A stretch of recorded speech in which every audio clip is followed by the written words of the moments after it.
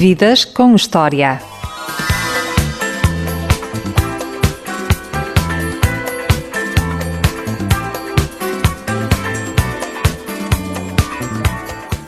O convidado da emissão de hoje é um dos treinadores de futebol mais conhecidos de Portugal. Já treinou, entre outras equipas, o Real Madrid, como adjunto de Carlos Queiroz, o Sporting e recentemente foi selecionador da Arábia Saudita. Boa tarde, treinador José Peseiro. Bem-vindo à Rádio Ultra FM. Boa tarde a todos. Em que medida o facto de ter nascido no Ribatejo influenciou a sua maneira de estar na vida? Eu penso que todo o ser humano, quer onde esteja, onde nasce, onde possa passar a infância e outros locais onde possa ter estado. Evidentemente nós somos determinados muito pela genética, mas muito mais pelo contexto que nos envolve. Portanto, quer no Ribatejo, quer noutra localidade, quer noutra região qualquer, todos estamos determinados pelo aquilo que é a cultura, pelo aquilo que é razões socioculturais e económicas da região, e penso que isso é determinante, seja em que for, em que sítio for, em que momento for, quer contextos mais favoráveis ou menos favoráveis, mas é verdade que nós não fugimos com certeza a isso, e o que nós somos é um acumular de experiências, um acumular de vivências de uma vida inteira, e enfim, relacionada com os amigos, com a família e com todo o contexto que nos rodeia. Portanto, como tal, Ribatejo é a zona onde eu nasci e com certeza estou marcado por várias características do Ribatejo. Como definia a sua família do ponto de vista socioeconómico? A minha família, se neste momento poderia dizer que a minha família, os meus pais, os meus irmãos, nós temos neste momento um nível de vida, creio que médio, não é? Da classe média portuguesa. Portanto, meu pai é empresário, tem restaurantes, mas lembro-me que enquanto jovem as coisas não eram tão simples assim, vivíamos com outros contextos, com outras determinâncias económicas, e lembro-me da fase inicial, enquanto miúdo. O meu pai era já empresário, tinha uma loja, mas uma loja com uma dimensão muito pequena, e senti bem as dificuldades naquela altura do que é ser jovem, e as dificuldades que neste momento é impossível nós perspectivarmos num jovem, se calhar até mesmo no Ribatejo. Eram outros tempos, eram outras menos bens materiais, mas com certeza não tínhamos menos valores humanos do que existem neste momento. Que recordações tem da sua infância passada no Ribatejo? Tenho muitas, lembro muito. Já sou de Coruche, como vocês sabem. Coruche tem um rio fantástico. Lembro-me muito da vila que é Coruche é uma vila maravilhosa, que quem passa por Coruche, ou quem passa perto de Coruche, vê-la naquele planalto ou naquela encosta, e olhar para aquela zona, uma vila que para se chegar do sul tem que se passar por 7 pontes, por vários lagos ou pequenas represas de água, e depois o rio Serraia, que quer não marca uma infância, porque muitas vezes nós usávamos o rio não só para nos banharmos, mas também para brincar. Foi nas margens do Serraia que começou a dar os primeiros pontapés na bola? Era muito perto, no terreno, um espaço entre aquilo que era a minha casa e nos primeiros tempos a minha casa era no mesmo edifício, no mesmo espaço da loja, que naquela altura era uma loja, agora é supermercados, não é? Uma loja que o meu pai exercia a atividade comercial, e o rio. Portanto, jogava futebol aí, mas também depois de cansados e de jogar muito futebol, íamos ao rio. Algumas vezes passávamos o rio, íamos roubar umas uvas e alguma fruta que existia muita naquele lado, mesmo com fruta na minha loja, em minha casa, mas naquela altura tínhamos Era o prazer da aventura. Era o prazer da aventura, e bem, tomara que todos os roubos que acontecem na sociedade contemporânea fossem do significado de roubos que nós fazíamos enquanto crianças. No fundo era uma diversão, uma brincadeira. Lembro muito das cheias de Coruche. Portanto, até porque eram momentos importantes, porque realmente havia ausência de escola durante 3, 4 dias, quando o rio Sorraia transbordava as suas linhas e vinha muito para dentro da vila.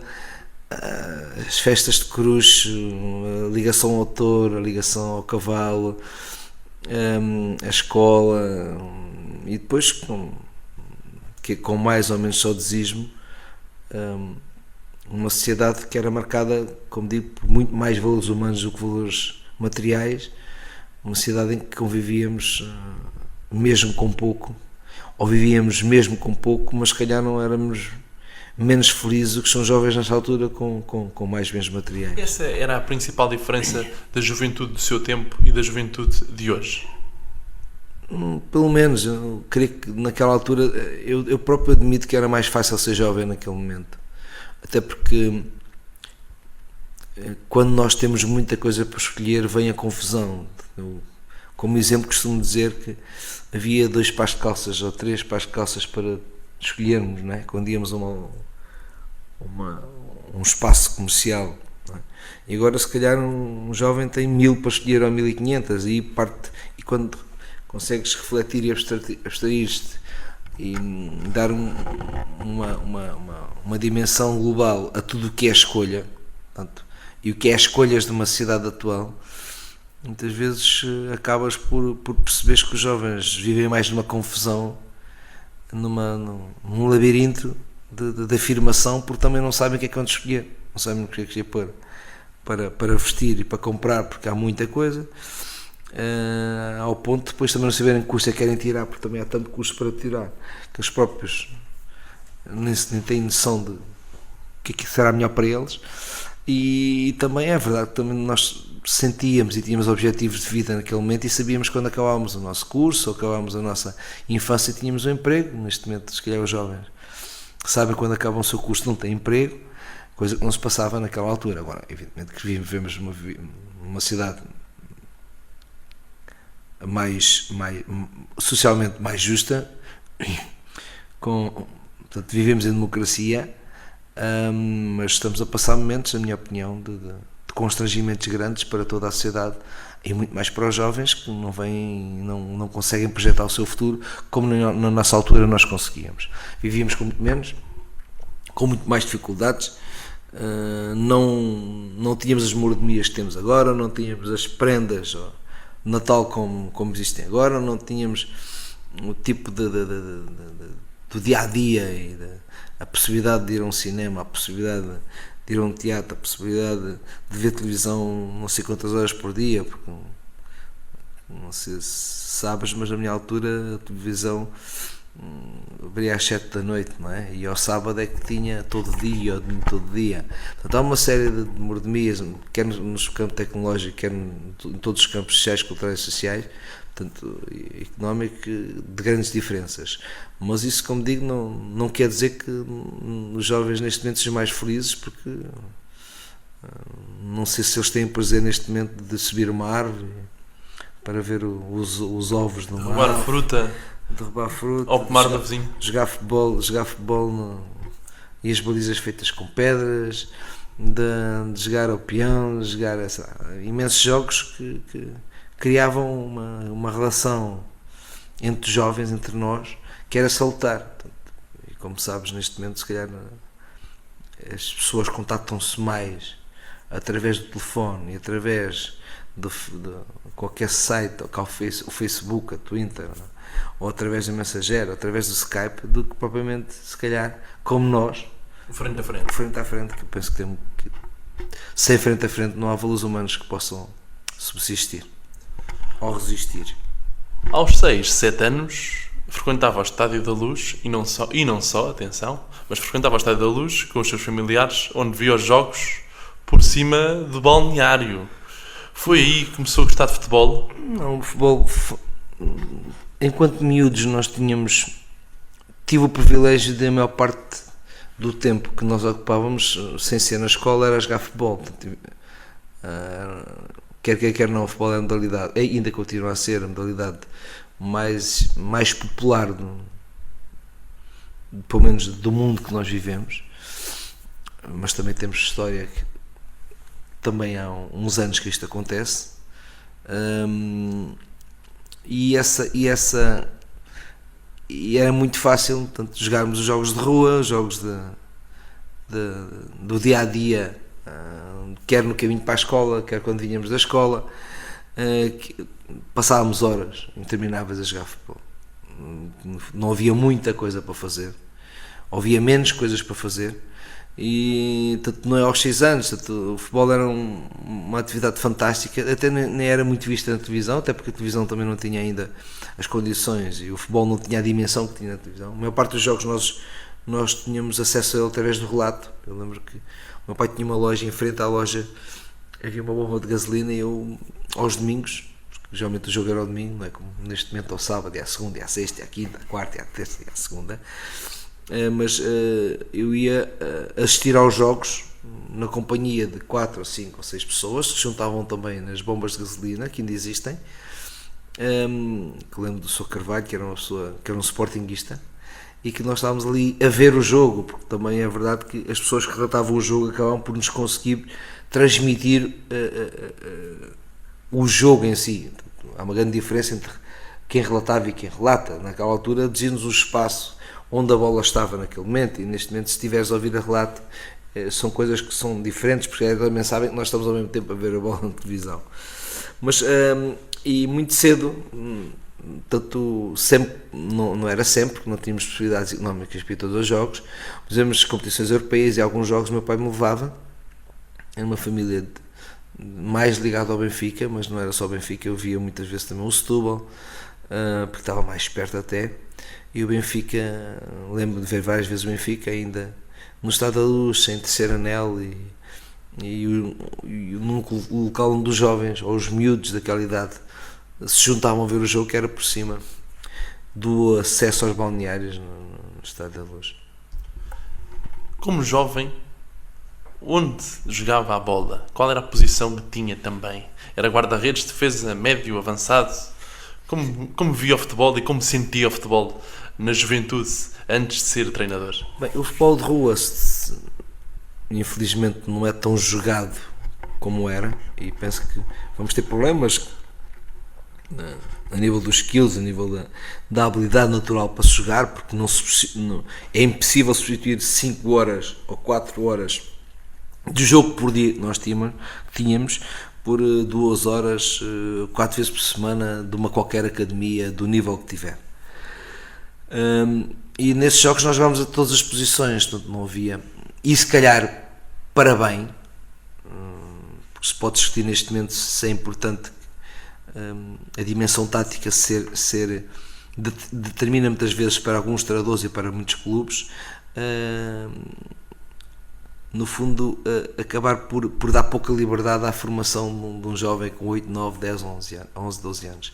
E essa vertente que o futebol de rua nos dava era nós jogávamos onde queríamos, e a maior parte das vezes aqueles que eram melhores andavam sempre perto da bola, como da jogo, até porque havia, enquanto novos e em idades específicas, se calhar neste momento com outro tipo de estádios, obviamente, mas havia naquela fase, o futebol, quando mais pequenos, o futebol da aglomeração, em que estávamos todos juntos da bola, mas depois o futebol mais diversificado, mas em que não havia uma posição específica, mais quando escolhíamos, nem punhamos a equipa, jogávamos 6 contra 6, 7 contra 7, 8 contra 8, depois quando começa a jogar no Crescense, já como iniciado, eu creio que eu fiz parte do primeiro campeonato regional de iniciados de Santarém, só havia 2 equipas também, era o Crescense e a União de Almeirim, e aí sim já tínhamos as posições definidas, e aí já tínhamos a dimensão tática, tinha mais orientada, começou a ter sentido. Mas praticamente eu fui um avançado, um ponta de lança, mais avançado de ponta de lança, não era um jogador que tivesse muito fixo na frente, era um móvel, um jogador com alguma velocidade. E joguei nos campeonatos, como sabes, secundários, nunca cheguei a jogar na primeira divisão, joguei no Chital, na terceira, na segunda. Gostou desses tempos? Então não gostei, não sei se é uma questão porque era mais novo, mas a verdade é que se voltasse atrás, voltava a ter esse percurso. porque face às vivências e aos contextos que existiam, portanto, também não era fácil fugir disto, mas eu nem queria fugir, acho que foi coisas lindas que passámos como jovens, e acho que quem teve a felicidade e quem tem a felicidade de estar envolvido num grupo de futebol ou de basquete ou de handball, de uma atividade qualquer desportiva ou cultural, que possa comungar e perceber que há objetivos para aquele grupo e que esses objetivos são conseguidos em grupo, em coletivo, e que esses objetivos também são conquistados através de espírito de sacrifício, de comunhão, de regulação dos orgulhos individuais, do conhecimento que temos de nós e de equipararmos aos outros como nos conhecemos mais a nós, como conhecemos os outros, como percebemos e compreendemos que existem seres diferentes e cada um tem a sua personalidade. E a atividade, e estar num balneário e tomar banhos todos juntos e brincarmos todos juntos e depois jogarmos futebol com muita lama e com pouca lama e pelado, e de pelado que rasga as pernas quando nós caímos, e depois nos relevados quando começaram a aparecer. Há uma série de dados que nos dão e que nos ajudam a crescer. Portanto, nós temos evidentemente que uma primeira aprendizagem que é os nossos pais, depois vem a escola, mas acho que há outras atividades que infelizmente muitos dos nossos políticos esquecem, que atividades culturais, sociais e desportivas e políticas também, que nos proporcionam momentos de aprendizagem únicos. Isso fazia sentido naquela altura, e eu aprendi muito com o futebol, porque é o futebol, mas mais do que uma questão de futebol, aprendi a ser homem também num balneário, e pela amizade que se construía, e como digo, por sentirmos que ninguém isolado consegue os seus objetivos, mesmo no atletismo. Portanto, não é o atleta dos 100 metros sozinho que vai ganhar aquela prova, teve uma estrutura toda ela atrás de si que pressionou isso. E se era importante naquela altura, e foi para mim importante e determinante na construção da minha pessoa como homem, eu considero ainda mais determinante no mundo atual, como sabes, que estamos dirigidos para uma sociedade mercantilista, individualista e economicista, que nos separa, que não nos une, que nos põe em competição, que é importante, mas uma competição que nos divide sistematicamente e não nos une, como deveria também acontecer. E penso que neste momento, para compensar tudo o que é esta sociedade com grandes lacunas e que está a levar-nos para a perda de valores humanos, para a perda de valor de família e outros mais, penso que não teríamos tempo para falar aqui neles.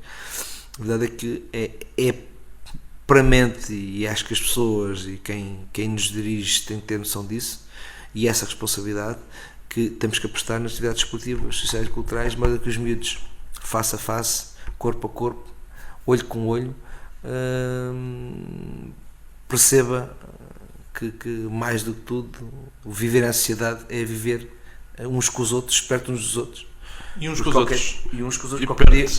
Qualquer dia eu tenho muitas dúvidas e que esta sociedade não mude perante este processo, porque já se namora por internet em vez de se namorar perto um do outro, não é? Já se joga os jogos na internet, estando mesmo, já nem vão os 4 ou 5 perto com 3 computadores, estão a distância e estão a jogar. Não quer dizer que eu não concordo com esta dimensão da informática, da tecnologia, dos computadores e tudo isso que nos aproxima, mas penso que o excesso desta aproximação nos está a dividir no essencial, que é estarmos perto como está aqui. Imagina que se calhar a maior parte das entrevistas fazem-se por telefone ou fazem-se através da internet, através de outras coisas quaisquer, aumentando a distância cada vez maior que existe entre as pessoas. Com os amigos, certamente foi a vários concertos. Nós vamos fazer agora a nossa primeira pausa na entrevista. Vamos à música. Como sabem, caros ouvintes, a playlist é sempre do meu convidado. Hoje, do treinador Zé Pesseiro. O que é que vamos ouvir, mister? Primeira música. Olha, eu lembro-me dos primeiros concertos que vi em Portugal e eu gostava de ouvir uma música dos U2, Não foi dos primeiros, eu vi muito mais espetáculos antes dos YouTube, mas como sou um apaixonado pelos YouTube, qualquer que vocês possam escolher. Vamos ouvir YouTube e já voltamos à segunda parte da entrevista ao treinador José Peseiro. A não perder aqui na rádio Ultra FM. Até já com os YouTube.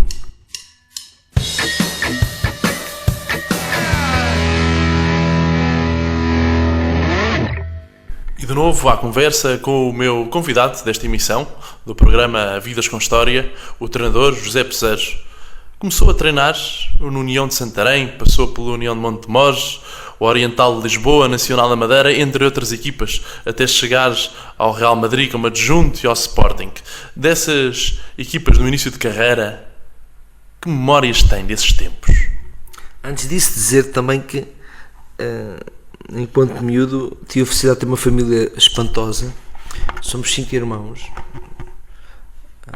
Infelizmente, nós neste momento temos mais recursos e não fazemos tantos filhos. Nem se justifica, mas é porque é uma tendência das sociedades que têm mais condições económicas e acabam por ter menos filhos que aqueles países com menos condições. E viver uma família com 5 irmãos, imaginam o que é a relação e o tipo de relações que estabelecemos no dia a dia com os amigos. E uma coisa que me esqueci, que é o espaço. A estrada era mais ocupada por nós do que pelos carros, portanto aí tínhamos uma vantagem muito grande. Havia muito espaço para nós podermos brincar, desfrutar e podermos dar asas a tudo o que era pensável, desde jogar na rua à sarjeta, que era um pouco menos higiênico, mas também havia jogar sarjeta. Jogámos, quando levantávamos a sarjeta era golo, mas depois tínhamos lá ir com a mão tirar. É evidente que eu comecei a jogar futebol no Coxense, já te disse. Depois também como jogador eu passei pelo Cartaxo, Salzburgo Cartaxo, pelo Clube Oriental de Lisboa, pelo Amora, pelo Torriense, pelo União Santarém, pelo Alcanenense, e comecei como treinador do União Santarém na segunda vez. A vez de Torres Vedras fui para Santarém. Já quando estava a terminar o curso, jogava futebol em Torres Vedras, também ia com a minha família. Depois fui para Santarém, que já fica perto de Cruz, como sabes, cerca de 40 km, e aí comprei o meu primeiro apartamento e entre Santarém e Alcanena dividi-me, porque também fiz o estágio para ser professor. E comecei como treinador no Santarém. Tive 2 anos em Santarém, fui para Alcanena e voltei para Santarém e comecei a treinador-jogador. Aí tive 2 anos e no segundo ano subi divisão à segunda divisão, quando também terminei a minha carreira como treinador, porque tive algumas lesões. Se calhar se não tivesse essas lesões, se calhar não tinha tido o tempo e a tranquilidade suficiente para ser treinador, porque no fundo, estando lá dentro, se calhar até perturbava mais a minha equipa e a mim, nas decisões que tinha que tomar. E lembro-me que nos últimos jogos eu tinha sido operado ao joelho, um menisco, e fraturei um braço num jogo importante, e até ao final não joguei e acabámos por ser divisão. Depois fui para Montemor. Penso que iniciaram qualquer projeto e qualquer atividade porque eu tinha objetivos de ser treinador de futebol. Quando fui para o ISEF, agora é FMH, foi com o objetivo de não ser professor, mas ser treinador. Apesar de ter sido professor vários anos, ainda sou, e colaboro com a Escola Superior de Desporto Remaior. Mas enquanto exercia funções de professor, eu jogava futebol, e também enquanto professor em Santarém, Alcanena, depois em Almirim, depois também esta atividade foi coabitando com uma atividade de treinador que eu sempre desejei ser, mas que fui dando passos, como todos nós em qualquer atividade, perseguindo o sonho e sentindo que passos poderíamos dar, e se realmente esta atividade que nós gostaríamos de desenvolver, se tínhamos ou não condições e competências para o fazer. E com algum convencimento, todos somos convencidos, mas também com alguns resultados e com algum trabalho, fui percebendo que tinha alguma, pelo menos sensibilidade tinha, porque ia ser treinador, mas as coisas foram correndo bem. Subi divisão com o Santarém, depois fui para Montemor, depois fui para o Oriental, onde eu tinha jogado durante 4 anos, e foi aí que fiz um trabalho, penso que muito bom. Tivemos 2 vezes, em 2 épocas consecutivas, para subir à segunda Liga Nacional, num clube que tinha muitas dificuldades, ou seja, não tinha pelo menos os recursos que outros clubes tinham, e um momento decisivo é quando o Nacional da Madeira, que evidentemente que eu nunca tinha sido um jogador de primeira divisão, não tinha um ambiente favorável naquela altura, assim que se estabelecia, para iniciar uma carreira de treinador e chegar a um nível que todos desejamos. Mas eu tinha um sonho de chegar à Primeira Liga Portuguesa e fui alimentando esse sonho, só que no Oriental percebi que era necessário arriscar um projeto e ter condições de ter um projeto para chegar à Primeira Liga, porque era impossível sem o não como jogador, sem uma experiência como treinador, sem estar ligado no fundo a um sistema bom ou mau que existia no futebol. Percebi que era impossível alguém me convidar para ir treinar a Primeira Liga sem lá chegar. Então aparece o Nacional da Madeira, porque as coisas correram muito bem também no Oriental.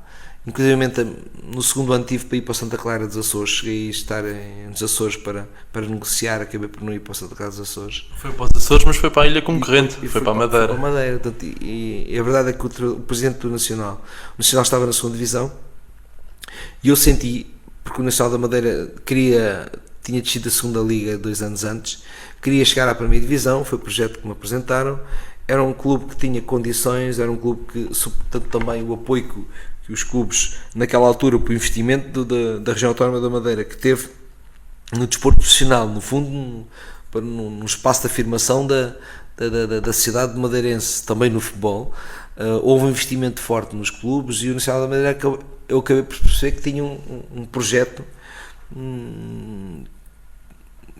com algum potencial, com capacidades incomparavelmente maior e melhor do que aqueles que eu tinha treinado até agora, naquela altura, para me levar à Primeira Liga. E assim fui para o Nacional na segunda divisão. Aí desloquei a minha família, a minha mulher deixou o emprego, portanto foi um risco, porque eu, no fundo, com o trabalho que tinha como professor e na escola e com o salário da minha mulher, não fomos ganhar mais para o Nacional da Madeira, mas houve ali uma decisão e um investimento num projeto de carreira, e porque também sabíamos que havia o risco de ir para o Nacional da Madeira e acabarmos por perder de sermos despedidos, por exemplo, não é? E acabar a minha mulher por não ter emprego, porque tinha abandonado o emprego, apesar de eu estar um pouco a uma segurança, porque naquela altura se diz, por trás de um grande homem está uma grande mulher. Sim, ela abdicou da vida dela, tanto para além de me ter dado 2 filhos maravilhosos e ter feito mais importante do que a nossa carreira, penso que aos filhos. Eu tinha tido o Vítor Hugo já quando estava a estudar, que é o meu filho mais velho, estava a estar no ISEF, e depois a Susana já em Santarém, quando eu estava em Santarém a lecionar e a jogar futebol. Mas naquele momento decidimos arriscar, e estivemos 4 anos maravilhosos na Madeira, onde conseguimos, com condições, como é evidente, porque senti que havia condições, e as coisas correram-nos bem, principalmente o risco aqui de ser treinador e arriscar naquele momento é se há condições ou não, e o que é o nosso futuro, porque, como digo, poderia também, naquela altura... Era tudo muito incerto. Era incerto, e ainda existe, ainda há essa incerteza. Só que, honestamente, a incerteza é que também não há trabalho, portanto, e é evidente que apostar no futebol acaba por ser quase como uma necessidade. Aquela necessidade que eu tinha no futebol era mais desportiva, queria chegar à Primeira Liga, porque no fim tinha alguma estabilidade na minha vida como professor, e na minha vida também, a minha mulher também era secretária de vendas de uma firma em Santarém. E nesses 4 anos subimos divisão 2 vezes, portanto, subimos à segunda de honra no primeiro ano, depois mantivemos a segunda de honra e depois subimos à Primeira Liga.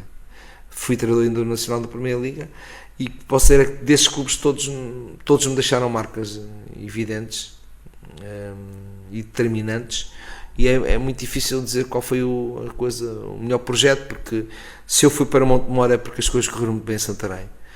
Se eu fui para Oriental, está aqui uma ligação àquilo que eu tinha feito no Amora, mas também àquilo que eu tinha sido como homem, como jogador no Clube Oriental Lisboa, que eu tinha estado 4 anos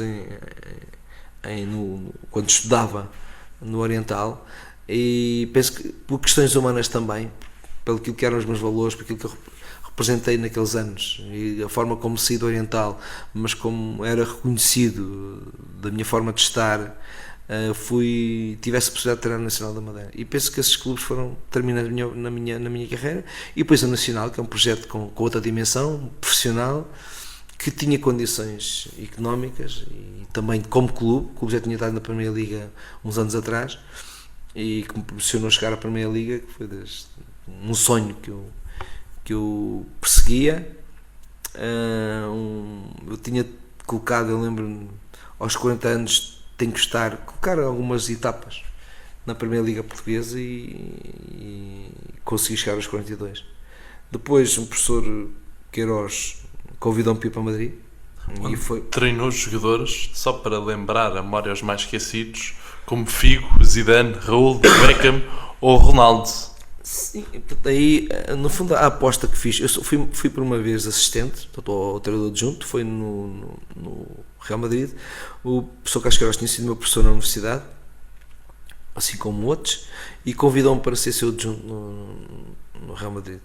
O que eu tentei foi, dado que não tinha um passado de jogador na Primeira Liga, não tinha confrontado com ambientes e contextos deste nível, do nível mais alto de futebol, entendi que podia fazer parte da minha experiência e de enriquecer a minha experiência e de aprender, porque a todo momento nós estamos a aprender, poder ir para o Real Madrid e sentir o que é um clube de outra eleição, de outro nível, de outra qualidade, exigências e responsabilidades maiores, não só com vontade de desfrutar, de treinar esses jogadores, mas também essencialmente de aprender, o que eu acho que foi uma decisão acertada e um momento importante na minha carreira também.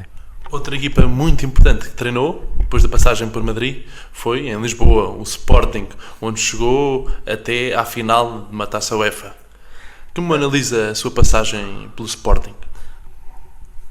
Sabes que quando damos uma entrevista destas, muitas vezes vamos andando e praticamente só falamos da nossa vida profissional e falamos muito pouco daquilo porque um homem não é só a sua profissão, também vive da relação que estabelece com os amigos, da relação que estabelece com a sociedade, da relação que estabelece com a família. E penso que a minha família, não só a minha mulher e os meus filhos, Vítor e Gassana, mas também os meus irmãos e os meus pais, deram-me sempre muita força e apoiaram-me sempre muito neste trajeto. Sabiam do meu sonho de chegar onde cheguei, e eu lembro-me que durante este processo muitas vezes eles estavam presentes nos jogos, com grande esforço e grande vontade a assistirem. Acabei por ser para eles, mais do que um orgulho, uma grande dor de cabeça, porque há momentos em que as pessoas que não vivem a realidade e não vivem o contexto acabam por ser penalizadas e não sentir bem o que é que se passa connosco. Eu sempre quis e tive vontade sempre de separar, porque eu sou treinador de futebol porque gosto de ser treinador de futebol, não é porque gosto de ser reconhecido ou gosto de ser, claro que isso também, claro que não sou, não quero dar aqui uma de humildade excessiva, porque penso que todos nós gostamos de reconhecimento, todos temos o nosso ego, todos gostamos que o nosso nome saia no jornal, todos gostamos que o nosso nome seja mais falado, que venha na televisão, na rádio, mas mais importante do que isto, e quando eu comecei a minha carreira, é porque eu gosto mesmo de futebol e queria ser treinador de futebol. Portanto, claro que pesa o reconhecimento e o mediatismo que temos, mas mais importante disso é o gosto para aquilo que nós fazemos. E felizmente, tomara que todas as pessoas da sociedade pudessem fazer aquilo que gostam, ainda por cima fossem pagos. Portanto, a maior parte das pessoas... É um luxo da nossa sociedade, fazer aquilo que uma pessoa gosta e ser remunerado para tal. É muito difícil que aconteça isso. A maior parte das pessoas tem uma atividade, já escolhem um curso universitário, se calhar não é aquilo que eles gostariam, porque pelos vistos é mais importante as notas do que a sensibilidade que as pessoas possam ter para isso ou não. Portanto, quer dizer, é a classificação, é os exames que determinam a entrada num curso. Com certeza havia outros miúdos, se calhar com mais sensibilidade para outros cursos, que não são impensáveis ou não podem entrar porque não têm notas para elas. Mas eu estava a querer explicar a realidade fora dos relevados. que quando eu fui para o Sporting, tentei, porque tinha noção disto, que as pessoas me conseguissem ver como profissional, mas também depois como homem, e não misturassem as coisas. E eu consigo abstrair-me das críticas e também abstrair-me das coisas boas que o futebol nos dá. Porque tenho noção que só no mundo louco, como o vivemos, um treinador de futebol, só porque treinou o Sporting, o Benfica, ou o Porto, ou a Seleção Nacional, ou o Real Madrid, ou que seja quem for, é mais conhecido e mais reconhecido do que, por exemplo, quem descobriu a vacina para a gripe, não é? Ou, imaginemos, aquela pessoa que vinha a descobrir o tratamento para o câncer, que é das doenças mais, se não é das mais mortíferas, pelo menos das mais, em termos psicológicos, as que mais nos pertenciam a toda a sociedade que vive com esse. Há muitas doenças, mas esta, dou um exemplo.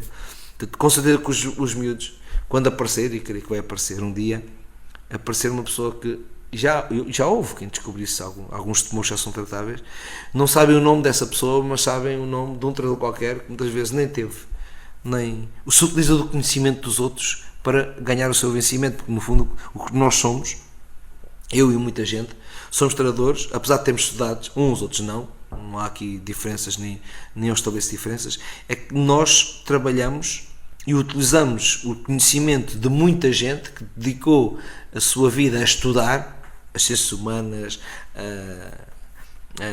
o corpo humano, todas as ciências que envolvem e que terminam o sucesso no futebol de atividades, e essas pessoas não são reconhecidas, treinadores são. E como te digo, só um mundo louco é possível fazer de nós coisas tão importantes, quando no fundo há gente muito mais importante na nossa sociedade. Eu fiz muito mais por Portugal e por este mundo, e que não são reconhecidas, ou são reconhecidas por muito menos gente. E como isso acontece, também é verdade que nos cria uma satisfação quando as coisas correm bem, quando nos chamam nomes. É que as mesmas pessoas que fazem loucura de nos endeusar também fazem loucura de nos espezinhar e colocar-nos nos momentos mais baixos da sociedade. E é esta dicotomia e este problema de espezinharem porque quando dizem bem, a nossa família gosta, não é? Mas os nossos amigos, a nossa família não está muitas vezes preparada para suportar o reverso da medalha, e muitas vezes as pessoas que fazem este tipo de trabalho também não são capazes de associar aquilo que é o treinador como profissional, que pode errar, como tu podes errar quando fazes uma entrevista, e ao mesmo tempo existe um homem que é pai, que é marido, que é filho, e que se calhar não pode ser, e muitas vezes é, por causa deste imediatismo, que tem coisas boas e más, é muitas vezes conotado pela sua incompetência, não é? Porque perdeu, e isso é transmitido para aquilo que é o foco família. E isso, como digo, não é fácil de ser familiar de um treinador de futebol, porque acarreta este tipo de circunstâncias, umas boas, outras menos boas, que nos acabam por, como digo, criar grandes problemas e que nós queremos controlar. Evidentemente que o Sporting foi um marco histórico da minha carreira, porque chegámos onde chegámos, porque fomos à final da UEFA, porque quase ganhámos a Liga, num clube que tinha recursos minutos, não havia comparação entre o recurso do Sporting, do Benfica e do Porto. Um clube que tinha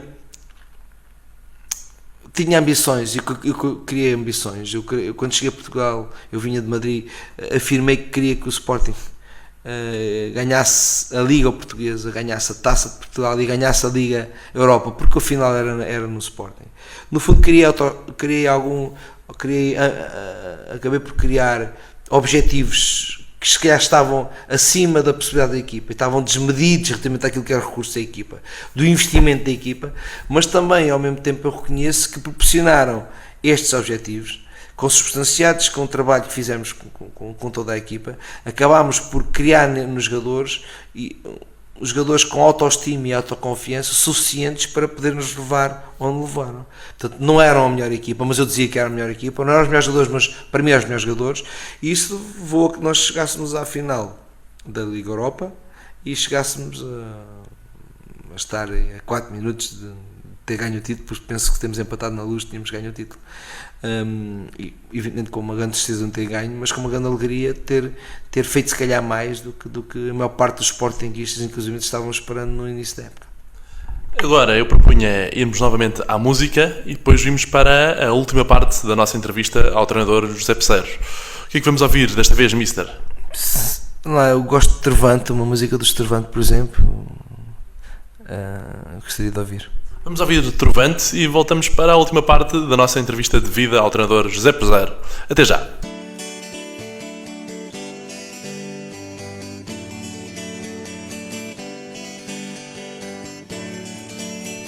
José Peseiro, hoje em dia, o futebol, acima de tudo, é o quê? Um negócio, um desporto ou um espetáculo? Estas três coisas. Em que medida é um negócio, em que medida é um desporto e em que medida é um espetáculo a nível mundial, à escala mundial? Porque quando, por exemplo, existe um mundial de futebol, o mundo para assistir à final e não só à final. Então, já está a resposta do espetáculo. Um desporto, porque sabes que o mundial de futebol é aquela que tem mais praticantes e há espetáculo a nível das ligas profissionais. No topo, mas há milhões de praticantes de futebol que mais do que espetáculo fazem essa atividade, uma atividade desportiva de lazer e de relacionamento, daquilo que eu te disse que era no fundo a comunhão daquilo que são os valores de uma equipa e aquilo que pode aportar não só aos jovens como também aos adultos que passam e jogam muitas vezes na semana, no final do dia de trabalho, no final do dia de estudar, que faz parte do seu cotidiano, porque é uma atividade... E um lado desconhecido para muitos. Não é? Sim, mas tudo acaba por ser uma atividade fácil de executar, por mais ou menos habilidade, e que congrua e dá prazer. E como negócio, por a dimensão que o futebol atingiu no panorama mundial, como espetáculo que existe, neste momento é um negócio de uma dimensão que a maior parte das pessoas que veem o futebol não são capazes de projetar. Há muita gente que as suas atividades estão ligadas intimamente ao futebol e que não têm a ver com as pessoas que estão no estádio nem que estão dentro do relvado. Estamos quase a terminar a nossa entrevista, mas antes eu queria saber, antes de irmos ao direto à cabeça, que é a parte mais lúdica das nossas entrevistas, prefere treinar equipas ou seleções? Recentemente esteve na seleção da Arábia Saudita com excelentes resultados. Não, a seguir a Sporting, eu treinei uma equipa na Arábia Saudita, que foi o Al Hilal, depois o Panathinaikos na Grécia, o Rapid Bucareste na Roménia, e fui para a Arábia Saudita porque fui convidado pelas pessoas, porque um dirigente que tinha sido meu dirigente no Al Hilal gostou muito do meu trabalho, porque quando saí do Al Hilal estava em primeiro lugar nas 3 competições que nós disputávamos, e como estava na federação convidou-me. E o desafio de ir para a Arábia Saudita foi mais consubstanciado na possibilidade de ir ao Mundial. O Arábia Saudita naquela altura estava muito mal posicionada, mas eu coloquei na cabeça que era possível, e quase que foi possível. Nós perdemos a classificação quanto à Coreia do Norte, podíamos ter, se ganhássemos a casa estávamos no Mundial. Quando cheguei estávamos a 6 pontos da Coreia do Norte, e depois também num play-off fatídico contra o Bayern, que a ganhar 2-1, dámos um passe e íamos jogar com a Nova Zelândia, sofremos um golo já depois da hora e acabou por ser o Bahrein a ir fazer essa classificação. Tenho como grande objetivo neste momento, e dando-nos esta resposta, porque gosto mais de treinar um clube, evidentemente não quer dizer que não tivesse gostado de treinar a Arábia Saudita, porque houve outros desafios, mais do que o trabalho cotidiano, do dia a dia. Havia um trabalho a fazer na Arábia Saudita em todas as vertentes, a nível estrutural, a nível da formação, a nível de muitas coisas, portanto, e entendi e estudei muito o futebol saudita e tive muitas propostas para desenvolver o futebol saudita, mas que atrai mais o dia a dia da relva, e para isso um clube é um espaço de trabalho mais, não digo que mais gratificante em termos daquilo que é a relação que nós estabelecemos e queremos, que é estar em contacto sistemático com o jogo e com o treino. E uma seleção, como sabes, não tem o tempo de trabalho como equipa. Como espectadores, qual é a liga que mais gosta de ver? A Liga Espanhola. Eu já treinei em Espanha como treinador adjunto do Real Madrid, e acho que o futebol espanhol é o futebol mais espetacular. Aceito que outras pessoas entendam que possa ser outra. Evidente que o inglês é o mais vendável, acaba por ser aquele espetáculo, aquele futebol que é mais vendável. A dinâmica que aquela liga projeta permite isso, mas o futebol onde eu vejo melhor futebol é na Liga Espanhola.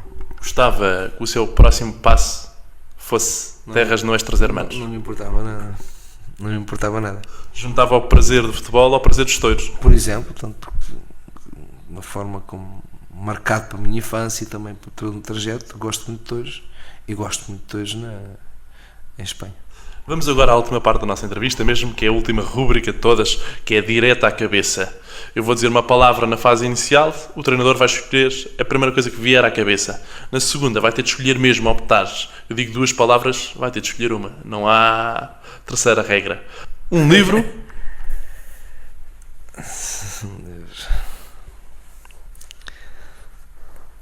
Não sei, o Equador, por exemplo. Uma viagem. O Equador porque eu gosto muito de viajar e com o Equador eu viajei. Li livros, se calhar até com mais qualidade, com bons, mas é, como digo, o Equador projetou-me viagens. Uma viagem que tenha feito e que tenha ficado na memória. Uma viagem à Tailândia. Um filme. Há 2 filmes que marcaram muito, Expresso do Oriente e Testemunha.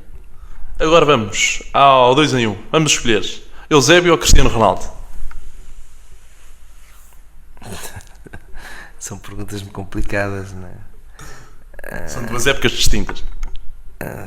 Acho que o Eusébio foi o melhor jogador de todos os tempos, mas o Cristiano Ronaldo tem possibilidade. Dentro de aqui a 5 anos, se calhar o Cristiano é o jogador que mais marca no nosso país. Barcelona ou Real Madrid? É impossível. Barcelona pela qualidade de jogo, Real Madrid porque é treinado por José Mourinho, que eu conheço e sou amigo, tem jogadores portugueses, agora reconhecendo que o Barcelona joga, neste momento pode, se continuar a ganhar assim, ser a melhor equipa do mundo de todos os tempos. Agora, como digo, Real Madrid porque treino no Real Madrid, gosto muito do Real Madrid e estando português e o José Mourinho lá, essa tendência. Ainda este fim de semana fui ver a Madrid, o Real Madrid de Barcelona. Touros ou futebol? As 2 coisas, é impossível escolher uma coisa. Loiras ou morenas? Morenas. A vida é um prazer. Muito obrigado, treinador José Pesaro. Foi um prazer receber-nos em sua casa para esta magnífica entrevista. Obrigado e, no fundo, uma bem-aja a todos aqueles que nos ouvem, ou que vos ouvem a vocês, e dar os parabéns pelo esforço que vocês fazem, que tu fazes para manter este programa, sabe-se lá a custo dia. Muita sorte na sua carreira. Esperamos ver muitos troféus e muitas vitórias. Obrigado.